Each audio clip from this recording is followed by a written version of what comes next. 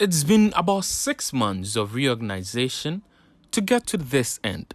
This is literally the first step by the party to realize its goal of breaking the 8. The officers to be selected by the close of the day on Sunday will be the team leading NPP in the battle to be the first political party in Ghana to rule more than 8 years consecutively in the Fourth Republic. The process began with the selection over 193,000 polling station officers and over 6,000 electoral area coordinators.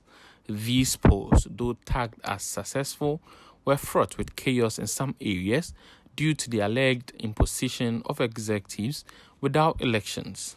We saw that this woman was acting unconstitutionally, so we went to her again, trying to stop her, to reason with her to stop that illegality, but she couldn't.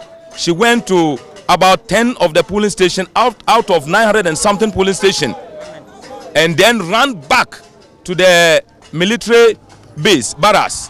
And then when we went there, the military people said that they were not into politics, and therefore if she has come there, we should leave. Only for us to hear in the news that the chairman of the constituency, Chairman Bona Buedi, was saying that elections were conducted in every polling station, which is not true.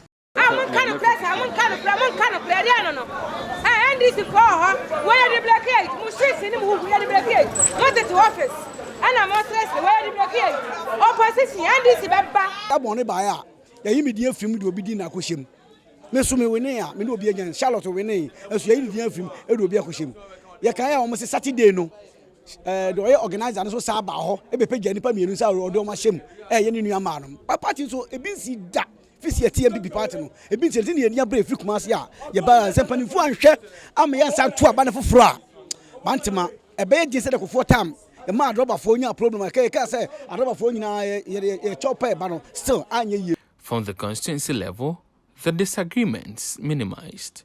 The voting process at this point was handled by the Electoral Commission as directed by the Political Parties Act, but a few constituencies are yet to hold their constituency polls.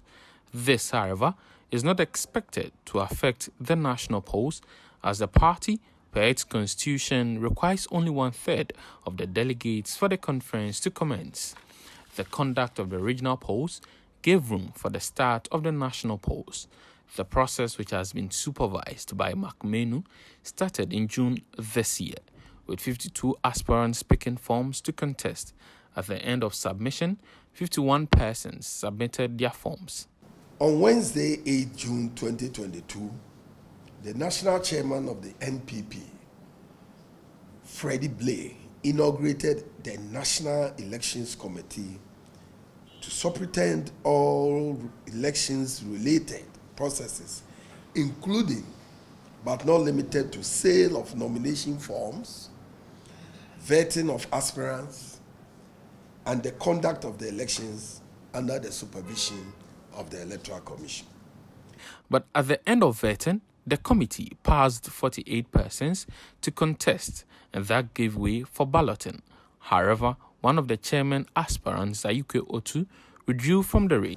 As a result of the diligence of the National Election Committee and the preparedness of the prospective aspirants, no appeals against the nomination of any prospective aspirant were recorded by the National Appeals Committee, headed by Honorable Dan Boche, which had scheduled Friday 24th to Saturday 25th of June 2022 for the hearing of appeals. In effect, there were no appeals. So the process went smooth sailing. Honorable Ayikwe Otu, who was vying for the position of national chairman of the party, has however since withdrawn from the race. On Tuesday, July 12, Charles Bissiu, who was contesting for the general secretary position, also withdrew from the race. This leaves 46 candidates competing for 10 positions. Delegates started arriving early on Friday. The first day of the conference was used for the preparation of the conference grounds. Director of Communications of the NPP, Yalboapen Asamoah, has been explaining what delegates should expect for the next 2 days. Yes, today is more like a travel day. It's a logistics day. Delegates will be traveling from their various destinations to get to Accra and be housed. So there's not going to be delegate action in the stadium, the venue today. In the morning, there will definitely be speeches. The structure, this is a conference. An election is an addition to the conference.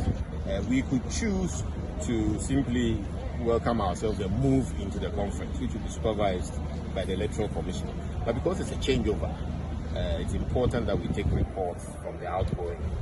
So we will expect a Treasury report, General Secretary report, the Chairman's report, and of course, we will expect His Excellency the President to address the party. So the speeches will be in the morning. Hopefully the voting will start after midday.